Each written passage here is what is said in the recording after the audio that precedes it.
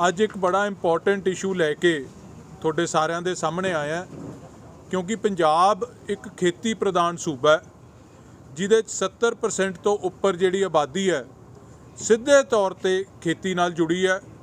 जे असिधे तौर पर गल करां तां 100% पंजाब की जिहड़ी इकोनॉमी है वो एग्रीकल्चर के अराउंड रिवॉल्व करती है। इशू एडा वड्डा एक अज असीं फेस कर रहे हैं, सानू सामना करना पै रहा है। जिहड़ा डायरैक्ट DBT वाली जिहड़ी स्कीम डायरैक्ट बेनिफिट ट्रांसफर सीधी पेमेंट जिहड़ी कहंदे असीं किसान दे खाते च पाउणी है।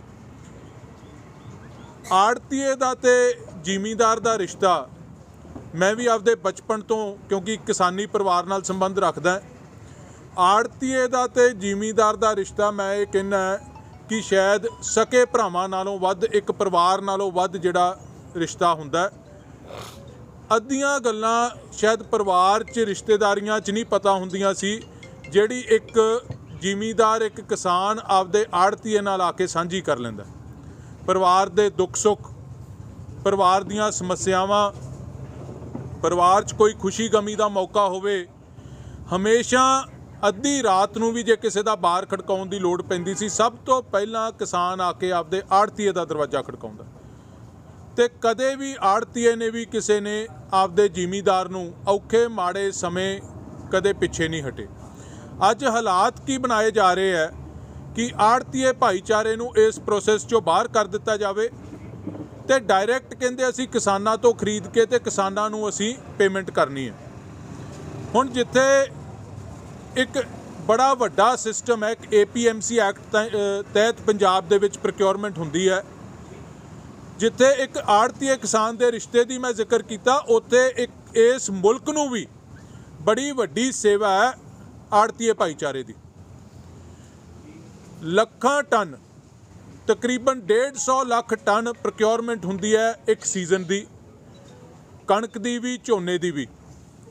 150 लाख टन प्रोक्योर करके बिना किसी दिक्कत तो, बिना किसी हैसल तो, हैसल फ्री प्रोक्योरमेंट करके अन्न दे भंडारां च जाना ते उस तो बाद PDS सिस्टम राही हिंदुस्तान के जे गरीब लोगों तक अन्न पहुँचता है, उहदे सब तो वड्डा रोल पंजाब के किसान दे नाल पंजाब के आड़तीए दा। सरकार नूं मैं चैलेंज करदा 150 लाख टन छड्डो, तुसीं 1.5 लाख टन खरीद के दिखा देण। ये प्रोक्योरमेंट प्रोसैस एक लुੱਟ की कहानी बन के रह जूगा सरकारी अफसर जदों इस काम च आ गए। अज भी जे फार्मर की एक्सप्लोइटेशन नूं किसी हद तक रोकिया जाता है तो उहदे च भी आड़तीए भाईचारे का बड़ा वड्डा रोल है।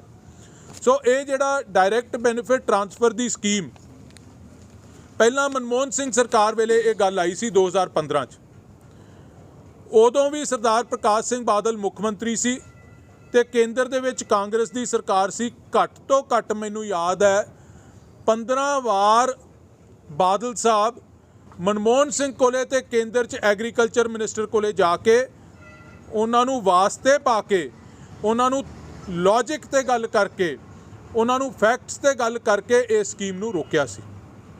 सरकार बदली 2017 च ते सरकार आ गई कांग्रेस पार्टी दी पंजाब च, उत्ते सरकार बन गई BJP दी। हालात की बने? हालात ये बने कि BJP की सरकार ने फिर ये स्कीम जिहड़ी कांग्रेस की सरकार ने चलाई सी, BJP की सरकार ने फिर चक ली। पर फर्क कित्थे रह गया कि पंजाब दे विच सरदार प्रकाश सिंह बादल की थां ते कैप्टन अमरिंदर सिंह पंजाब का मुख मंत्री सी। सुत्ता रहा, केवल जिहड़ी उहदे अफसर उत्तों चिट्ठी लिखा लेंदे सी बाबू लोग, उहदे ते घुग्गी मार दिंदा सी, पढ़दा भी नहीं सी की है। इहदा प्रूफ कित्थों आया?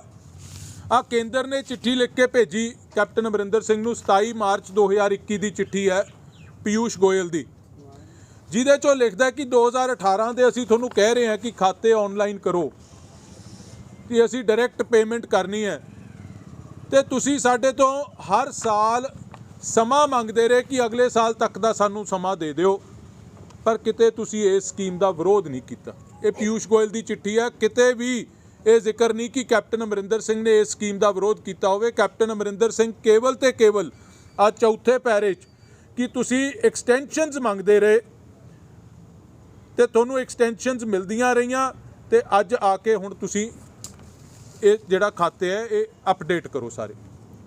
ਕੀ ਪੰਜਾਬ ਦੇ ਮੁੱਖ ਮੰਤਰੀ ਦੀ ਜ਼ਿੰਮੇਵਾਰੀ ਨਹੀਂ ਬਣਦੀ ਸੀ ਕਿ ਮੇਰੇ ਸੂਬੇ ਦੇ ਕਿਸਾਨਾਂ ਦਾ, ਮੇਰੇ ਸੂਬੇ ਦੇ ਆੜ੍ਹਤੀਆਂ ਦਾ ਐਡਾ ਵੱਡਾ ਨੁਕਸਾਨ ਹੋਣ ਲੱਗਿਆ ਤੇ ਮੈਂ ਆਪਦੇ ਮਹਿਲ ਚੋਂ ਨਹੀਂ ਨਿਕਲ ਰਿਹਾ ਤੇ ਮੈਂ ਜਾ ਕੇ ਲੜਾਈ ਲੜਾਂ ਇਹਨਾਂ ਦੀ ਦਿੱਲੀ? ਜ਼ਿੰਮੇਵਾਰੀ ਨਹੀਂ ਸੀ? ਕੇਂਦਰ ਦੀ ਸਰਕਾਰ ਦੀ ਵੀ ਮਨਸ਼ਾ ਦੀ ਨਹੀਂ ਮੈਨੂੰ ਸਮਝ ਆਉਂਦੀ। ਇਹ ਮੁੱਦਾ ਜਿਹੜਾ ਹੈ ਇਹ ਐਗਰੀਕਲਚਰ ਮਿਨਿਸਟਰੀ ਨਾਲ ਪਰਟੇਨ ਕਰਦਾ ਹੈ ਤੇ ਗੱਲ ਕਰਦਾ ਪਿਊਸ਼ ਗੋਇਲ ਹਰ ਮੁੱਦੇ ਤੇ। ਜੇ ਕਿਸਾਨਾਂ ਨਾਲ ਗੱਲ ਕਰਨੀ ਹੈ ਤਾਂ ਪਿਊਸ਼ ਗੋਇਲ ਅੱਗੇ। ਇਹਦਾ ਕਾਰਨ ਕੀ ਹੈ? ਮੇਰੀ ਸਮਝ 'ਚ ਤਾਂ ਇੱਕੋ ਕਾਰਨ ਆਉਂਦਾ ਹੈ ਕਿ ਇਹ ਰਿਲਾਇੰਸ ਵਾਲਿਆਂ ਦਾ, ਅੰਬਾਨੀਆਂ ਦਾ, ਅਡਾਨੀਆਂ ਦਾ ਕੇਂਦਰ ਦੀ ਵਜ਼ਾਰਤ ਦੇ ਵਿੱਚ ਨੁਮਾਇੰਦਾ ਹੈ। ਜਿਵੇਂ ਉਹ ਕਹਿੰਦੇ ਆ ਉਹ ਪਿਊਸ਼ ਗੋਇਲ ਰਾਹੀਂ ਉਹ ਏਜੰਡਾ ਉਹਨਾਂ ਦਾ ਕੇਂਦਰ ਦੀ ਭਾਜਪਾ ਸਰਕਾਰ ਚਲਾ ਰਹੀ ਹੈ ਤੇ ਫਿਕਸਡ ਮੈਚ ਚੱਲ ਰਿਹਾ ਹੈ ਕੇਂਦਰ ਦੀ ਸਰਕਾਰ 'ਚ ਤੇ ਕੈਪਟਨ ਅਮਰਿੰਦਰ ਸਿੰਘ ਦੀ ਸਰਕਾਰ 'ਚ। ਇਹ ਮੈਂ ਪਹਿਲੇ ਦਿਨੋਂ ਤੁਹਾਨੂੰ ਇਹ ਗੱਲ ਕਹਿ ਰਿਹਾ ਤੇ ਅੱਜ ਆਪਾਂ ਨੂੰ ਸਾਰਿਆਂ ਨੂੰ ਪਤਾ ਹੈ ਕਿ ਇਸ ਫੈਸਲੇ ਦੇ ਬੜੇ ਵੱਡੇ ਨੁਕਸਾਨ ਹੋਣੇ ਆ, ਬੜੇ ਵੱਡੇ ਸਿੱਟੇ ਭੁਗਤਣੇ ਪੈਣੇ ਆ ਪੰਜਾਬ ਨੂੰ। ਇਹਦੇ ਤੁਸੀਂ ਵੇਖੋ, ਇਹ ਕਹਿੰਦੇ ਅਸੀਂ ਡਾਇਰੈਕਟ ਪੈਸੇ ਟ੍ਰਾਂਸਫਰ ਕਰਾਂਗੇ, ਅਸੀਂ ਆੜ੍ਹਤੀਏ ਦੇ ਖਾਤੇ 'ਚ ਨਹੀਂ ਪਾਵਾਂਗੇ, ਅਸੀਂ ਡਾਇਰੈਕਟ ਪੈਸੇ ਟ੍ਰਾਂਸਫਰ ਕਰਾਂਗੇ।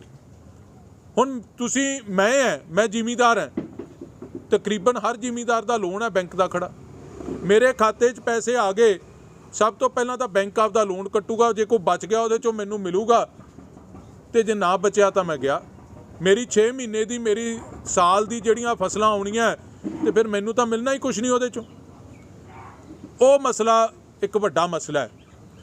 ਆੜ੍ਹਤੀਆ ਭਾਈਚਾਰਾ ਵਿੱਚੋਂ ਨਿਕਲ ਗਿਆ।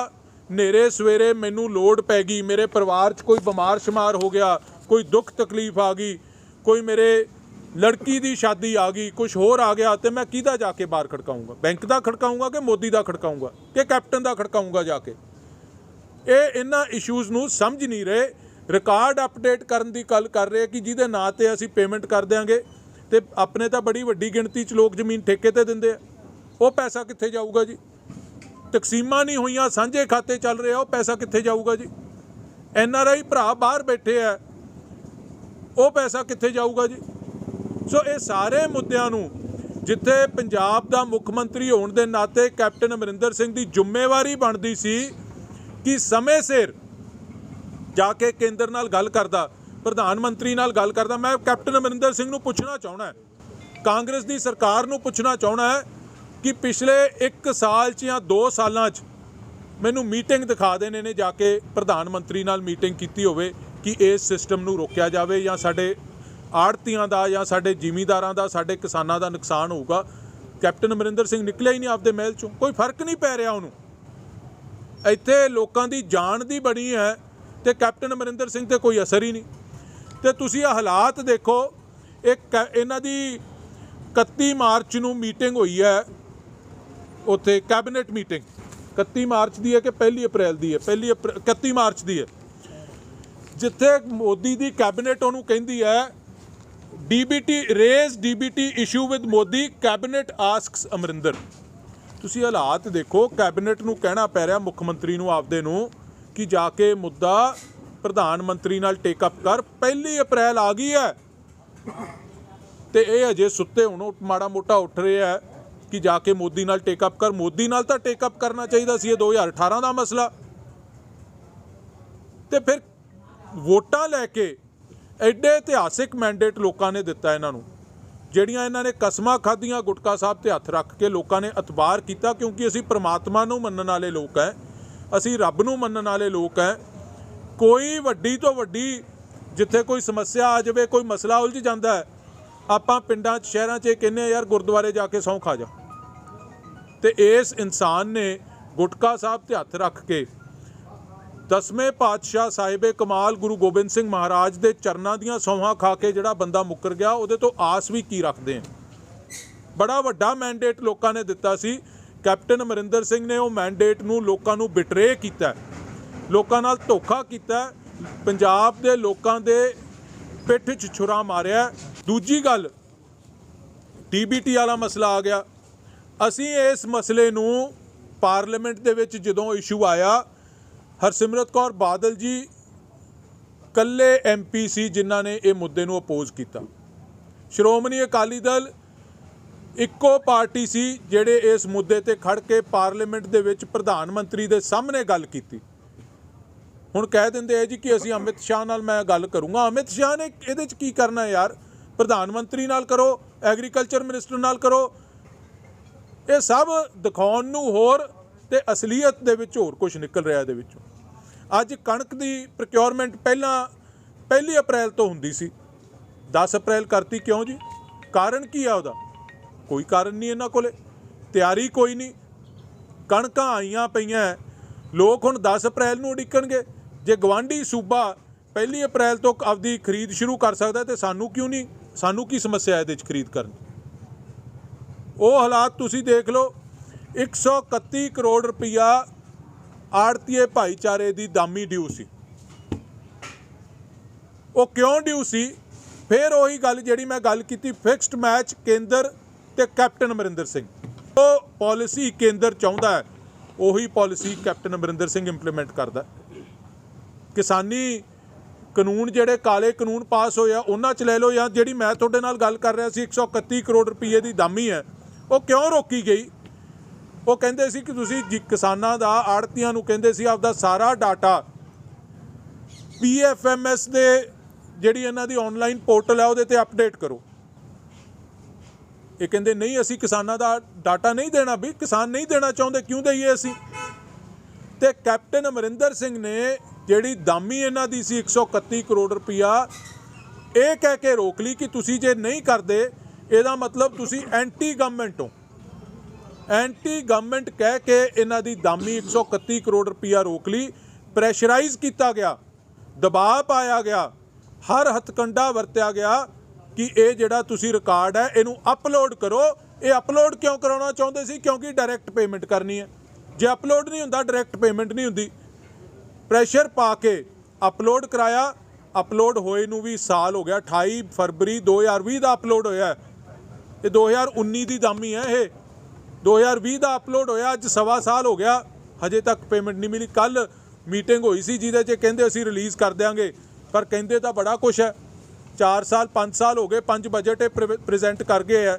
4.25 ਸਾਲ ਹੋ ਗਏ ਸਰਕਾਰ ਬਣਿਆ, ਕਹਿੰਦੇ ਤਾਂ ਬਜਟ 'ਚ ਵੀ ਬੜਾ ਕੁਛ ਹੈ, ਨਿਕਲਦਾ ਕੁਛ ਨਹੀਂ। ਤੁਸੀਂ ਇਹ ਵੇਖ ਲਓ, ਪਿਛਲੇ ਸਾਲ ਦੇ ਬਜਟ 'ਚ ਔਨ ਰਿਕਾਰਡ ਦੀਆਂ ਗੱਲਾਂ ਕਰ ਰਿਹਾ ਮੈਂ, 2000 ਕਰੋੜ ਰੁਪਈਆ ਇਹਨਾਂ ਨੇ ਕਿਸਾਨੀ ਕਰਜ਼ਾ ਮਾਫੀ ਵਾਸਤੇ ਬਜਟ ਦੇ ਵਿੱਚ ਡਾਕੂਮੈਂਟ 'ਚ ਰੱਖਿਆ ਸੀ। ਸਿੰਗਲ ਰੁਪਈਆ ਨਹੀਂ ਦਿੱਤਾ ਪਿਛਲੇ 1 ਸਾਲ 'ਚ। ਉਦੋਂ ਪਿਛਲੇ ਸਾਲ 'ਚ 3000 ਕਰੋੜ ਰੱਖਿਆ ਸੀ, ਸਿੰਗਲ ਰੁਪਈਆ ਨਹੀਂ ਦਿੱਤਾ। ਐਤਕੀ 1500 ਕਰੋੜ ਰੁਪਈਆ ਰੱਖਤਾ, ਦੇਣਾ ਐਤਕੀ ਵੀ ਕੁਛ ਨਹੀਂ। ਕਹਿਣ 'ਚ ਕੀ ਜਾਂਦਾ? ਪਰ ਸ਼੍ਰੋਮਣੀ ਅਕਾਲੀ ਦਲ ਇਸ DBT ਵਾਲੇ ਮਸਲੇ ਦਾ ਵਿਰੋਧ ਕਰਦਾ ਹੈ, ਡਟ ਕੇ ਵਿਰੋਧ ਕਰਦਾ ਹੈ। ਕੋਈ ਵੀ ਫੈਸਲਾ ਕਿਸਾਨ ਤੇ ਆੜਤੀਏ ਨੂੰ ਔਨ ਬੋਰਡ ਲਿੱਤੇ ਬਿਨਾ ਇਹਦੇ 'ਚ ਬਿਲਕੁਲ ਨਹੀਂ ਹੋਣਾ ਚਾਹੀਦਾ। ਤੇ ਡਟ ਕੇ ਹਰ ਪਲੇਟਫਾਰਮ ਤੇ, ਚਾਹੇ ਉਹ ਪਾਰਲੀਮੈਂਟ ਹੋਵੇ, ਚਾਹੇ ਵਿਧਾਨ ਸਭਾ ਹੋਵੇ, ਤੇ ਚਾਹੇ ਉਹ ਲੋਕਾਂ ਦੇ ਵਿੱਚ ਜਾ ਕੇ ਇਹਦਾ ਵਿਰੋਧ ਕਰਨਾ ਪਵੇ, ਸ਼੍ਰੋਮਣੀ ਅਕਾਲੀ ਦਲ ਵਿਰੋਧ ਕਰੇਗਾ। ਤੇ ਕਿਸਾਨ ਭਰਾਵਾਂ ਨਾਲ, ਆੜਤੀਏ ਭਾਈਚਾਰਿਆਂ ਨਾਲ ਡਟ ਕੇ ਅਸੀਂ ਖੜਾਂਗੇ। ਜਿਹੜੀ ਗੱਲ ਮੈਂ ਤੁਹਾਨੂੰ ਕਹਿ ਰਿਹਾ ਸੀ, ਪ੍ਰਧਾਨ ਜੀ ਹੋਰਾਂ ਨੇ ਮੈਨੂੰ ਪਹਿਲਾਂ ਪੁਆਇੰਟ ਆਊਟ ਕੀਤੀ ਸੀ ਇਹ ਗੱਲ, ਕਿ ਕੇਂਦਰੀ ਖੁਰਾਕ ਮੰਤਰੀ ਨੇ ਨਹੀਂ ਲਿਖੀ, ਐਗਰੀਕਲਚਰ ਮਿਨਿਸਟਰ ਨੇ ਨਹੀਂ ਲਿਖੀ, ਪ੍ਰਧਾਨ ਮੰਤਰੀ ਨੇ ਨਹੀਂ ਲਿਖੀ। ਅੰਬਾਨੀਆਂ ਦਾ ਜਿਹੜਾ ਨੁਮਾਇੰਦਾ ਹੈ ਕੈਬਨਿਟ 'ਚ, ਅੰਬਾਨੀਆਂ ਦਾ ਤੇ ਅਡਾਨੀਆਂ ਦਾ ਜਿਹੜਾ ਨੁਮਾਇੰਦਾ ਹੈ ਕੈਬਨਿਟ 'ਚ, ਉਹ ਲਿਖ ਰਿਹਾ ਕੈਪਟਨ ਅਮਰਿੰਦਰ ਸਿੰਘ ਨੂੰ, ਕਿਉਂਕਿ ਦੋਨੋਂ ਰਲ ਕੇ ਖੇਡ ਰਹੇ। ਇਸ ਗੱਲ ਦਾ ਤੁਹਾਨੂੰ ਸਮਝਣ ਦੀ ਲੋੜ ਹੈ। ਤੇ ਦੂਜੀ ਗੱਲ, ਕੈਪਟਨ ਅਮਰਿੰਦਰ ਸਿੰਘ, ਜਿਵੇਂ ਮੈਂ ਪਹਿਲਾਂ ਕਿਹਾ, ਬੜਾ ਕੁਝ ਕਹਿ ਰਿਹਾ, ਉਹਦੀ ਕਹਿਣੀ ਤੇ ਕਥਨੀ 'ਚ ਬੜਾ ਫਰਕ ਹੈ। ਤੇ ਕਦੇ ਉਸ ਸਟੇਟਮੈਂਟ ਨੂੰ ਫੋਲੋ ਅਪ ਕੀਤਾ? ਕੋਈ ਪੰਜਾਬ ਦਾ ਮਸਲਾ ਮੈਨੂੰ ਦੱਸ ਦਿਓ ਜਿਹਦੇ 'ਚ ਕੈਪਟਨ ਅਮਰਿੰਦਰ ਸਿੰਘ ਨੇ ਜਾ ਕੇ ਕੇਂਦਰ ਨਾਲ ਮੱਥਾ ਲਾਇਆ ਹੋਵੇ। ਸਿੰਗਲ ਨਹੀਂ ਦੱਸ ਸਕੂੰਗਾ। ਪੰਜਾਬ ਸਰਕਾਰ ਗੰਨੇ ਦੀ ਪੇਮੈਂਟ ਸਿੱਧੀ ਜ਼ਿਮੀਂਦਾਰ ਦੇ ਖਾਤੇ ਵਿੱਚ ਪਾਉਂਦੀ ਹੈ। ਤੁਹਾਨੂੰ ਸਾਰਿਆਂ ਨੂੰ ਜਾਣੂ ਹੈ, ਹਰ ਸਾਲ 100 ਕਰੋੜ ਰੁਪਈਆ, 200 ਕਰੋੜ ਰੁਪਈਆ, 400 ਕਰੋੜ ਰੁਪਈਆ ਕਿਸਾਨਾਂ ਦਾ ਪੰਜਾਬ ਸਰਕਾਰ ਵੱਲ ਬਕਾਇਆ ਰਹਿ ਜਾਂਦਾ ਹੈ। ਉਸ ਦੀ ਕੋਈ ਸੁਣਵਾਈ ਨਹੀਂ। ਜਿਨ੍ਹਾਂ ਲੋਕਾਂ ਨੇ, ਜ਼ਿਮੀਂਦਾਰਾਂ, ਕਿਸਾਨਾਂ ਨੇ ਆੜਤੀਆਂ ਦੇ ਰਾਹੀਂ ਫਸਲ ਵੇਚੀ ਹੈ, ਕੋਈ ਵੀ ਜ਼ਿਮੀਂਦਾਰ ਕਲੇਮ ਕਰੇ ਕਿ ਪੰਜਾਬ ਦੇ ਆੜਤੀਆਂ ਜੁੰਮੇ ਕਣਕ ਦਾ ਜਾਂ ਝੋਨੇ ਦਾ ਕੋਈ ਪੈਸਾ ਰਹਿੰਦਾ ਹੈ, ਜਾਂ ਸਰਕਾਰ ਇਸ ਗੱਲ ਦਾ ਕਲੇਮ ਕਰੇ ਕਿ ਸਾਡੇ ਜੁੰਮੇ ਕਮਾਦ ਦਾ ਕੋਈ ਪੈਸਾ ਬਾਕੀ ਨਹੀਂ ਰਹਿੰਦਾ। ਕਿਸਾਨੀ ਨੂੰ ਕਮਾਦ ਫੇਲ ਕਰਨ ਦੇ ਵਿੱਚ ਪੰਜਾਬ ਸਰਕਾਰ ਨੇ ਡਾਇਰੈਕਟ ਪੇਮੈਂਟ ਕੀਤੀ ਤਾਂ ਫੇਲ ਹੋਈ ਹੈ। ਕਮਾਦ ਦੀ ਫਸਲ ਨਹੀਂ ਫੇਲ ਨਹੀਂ ਹੁੰਦੀ ਸੀ। ਇਸ ਕਰਕੇ ਪਹਿਲਾਂ ਹੀ ਸਰਕਾਰ ਫੇਲ ਹੋ ਚੁੱਕੀ ਹੈ ਡਾਇਰੈਕਟ ਕਿਸਾਨਾਂ ਨੂੰ ਪੇਮੈਂਟ ਕਰਨ ਦੇ ਵਿੱਚ। ਜੇ ਹੁਣ ਕਣਕ ਜਾਂ ਝੋਨੇ ਦੀ ਡਾਇਰੈਕਟ ਪੇਮੈਂਟ ਕਰੂਗੀ ਇਹ ਫੇਲ ਹੋ ਜੂਗੀ। ਦੂਜੀ ਗੱਲ ਜਿਹੜੀ ਅਫਸਰਸ਼ਾਹੀ ਹੈ ਉਹ ਤਾਂ ਆੜ੍ਹਤੀਆਂ ਨੂੰ ਪੇਮੈਂਟ ਕਹਿੰਦੀ 72 ਘੰਟਿਆਂ 'ਚ ਕਰਾਂਗੇ, 48 ਘੰਟਿਆਂ ਵਿੱਚ ਕਰਾਂਗੇ, ਉਹ ਕਰਦੀ ਹਫਤੇ 10-10 ਦਿਨ ਤੋਂ ਬਾਅਦ ਹੈ। ਤੇ ਵਿਚਾਰੇ ਕਿਸਾਨਾਂ ਨੂੰ ਕਿਹਨੇ 48 ਘੰਟਿਆਂ ਵਿੱਚ ਪੇਮੈਂਟ ਕਰਨੀ ਹੈ? ਜਾਂ ਕਿਸਾਨ ਕਿਹਨੂੰ ਅਪਰੋਚ ਕਰੂਗਾ ਜਾ ਕੇ 48 ਘੰਟੇ ਬਾਅਦ ਮੇਰੀ ਪੇਮੈਂਟ ਨਹੀਂ ਹੋਈ? ਕਿਹੜੇ ਅਫਸਰ ਨੂੰ ਮਿਲੂਗਾ? ਕਿਹਨੂੰ ਕਿੱਥੇ ਮਿਲੂਗਾ? ਸਾਨੂੰ ਦੱਸਿਆ ਜਾਵੇ। ਕਹਿੰਦੇ ਆ ਚਾਹੇ ਸਿੱਧਾ ਜ਼ਿਮੀਂਦਾਰ ਦੇ ਖਾਤੇ 'ਚ ਜਾਵੇ ਚਾਹੇ ਸਾਡੇ ਖਾਤੇ 'ਚ ਜਾਵੇ, ਤਸੱਲੀ ਤਾਂ ਕਰਾਉਣ ਲਈ ਵੀ ਜ਼ਿਮੀਂਦਾਰ ਦੇ ਖਾਤੇ 'ਚ ਜਾਊਗੀ 48 ਘੰਟਿਆਂ ਬਾਅਦ 'ਚ। ਜਾਣੀਓ ਹੀ ਨਹੀਂ, ਸਾਨੂੰ 8-8 ਦਿਨਾਂ ਬਾਅਦ ਮਿਲਦੀ ਹੈ, ਜ਼ਿਮੀਂਦਾਰ ਨੂੰ ਕਿੱਥੋਂ ਦੇ ਦੇਣਗੇ 48 ਘੰਟੇ ਬਾਅਦ? ਸਾਡੀ ਝੋਨੇ ਦੀ ਪੇਮੈਂਟ, ਜਿਹੜਾ ਝੋਨਾ ਅਸੀਂ ਅਕਤੂਬਰ ਦੇ ਵਿੱਚ ਤੋਲਿਆ ਸੀ ਸਰਕਾਰ ਨੂੰ, ਉਹਦੀ ਹਜੇ ਤੱਕ ਸਾਡੀ FCA ਵੱਲ ਪੇਮੈਂਟ ਬਾਕੀ ਹੈ।